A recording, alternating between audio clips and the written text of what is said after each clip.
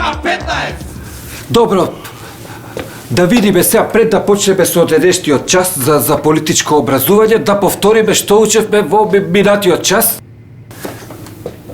Ајде ти, Минатиот час учевме седи си. Минатиот час учевме како се држи лопата, која рака каде стои при свечено отварање или турање на камен темелник. Добро.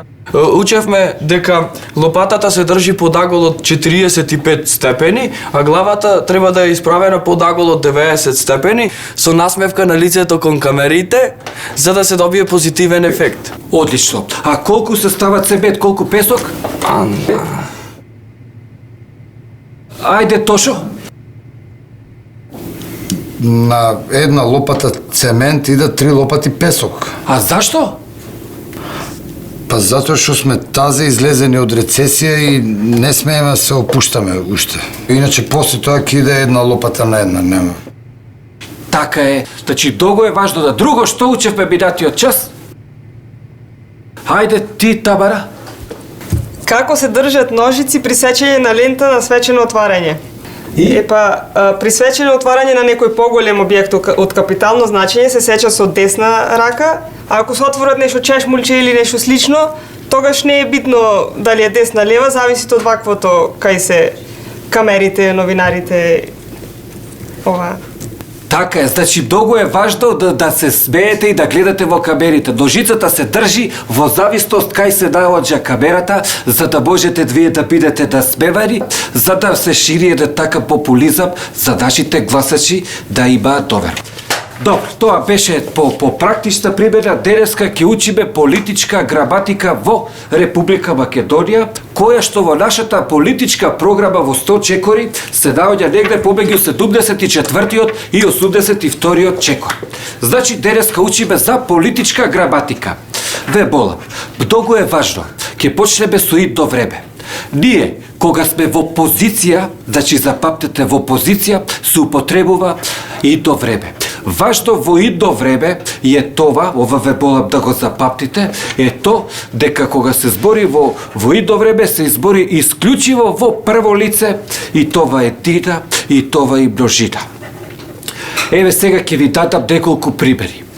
Значи, што значи прво лице еднина и идно време?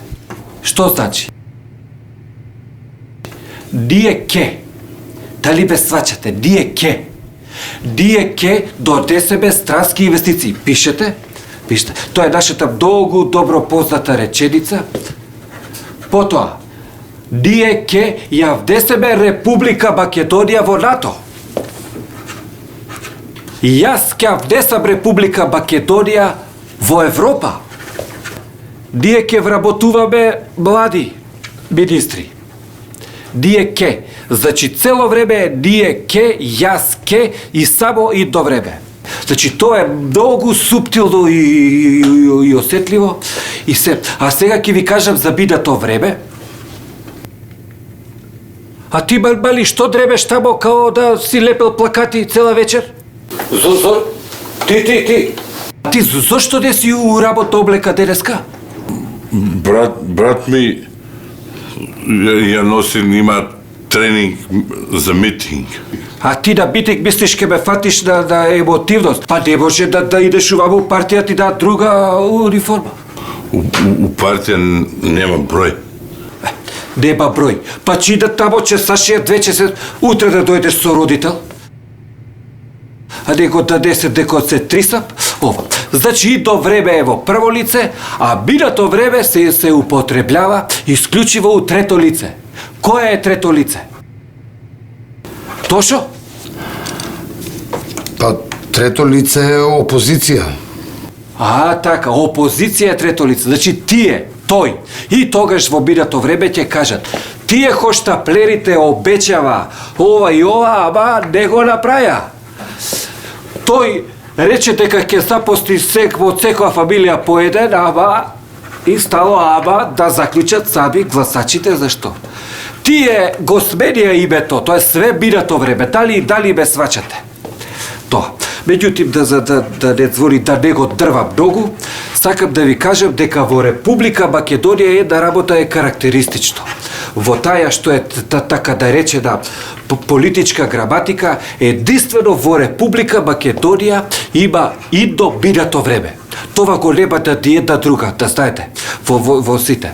Еве, на пример, да ви дадам пример со идно минато време, следиот. Кога ќе победиме на избори, тоа е идно време, те ебав. Значи, кога ќе победам на избори идно време, те ебав. Минато време. Дали ви е јасно? И има уште една значајност тука во Република Македонија. Слично е на ова, али има фитеси. Кога ќе победам на избори идно време, сум те ебал. Значи, сум те ебал, дејството е завршено. И тоа е идно минато, свршено време. Дали ви е јасно?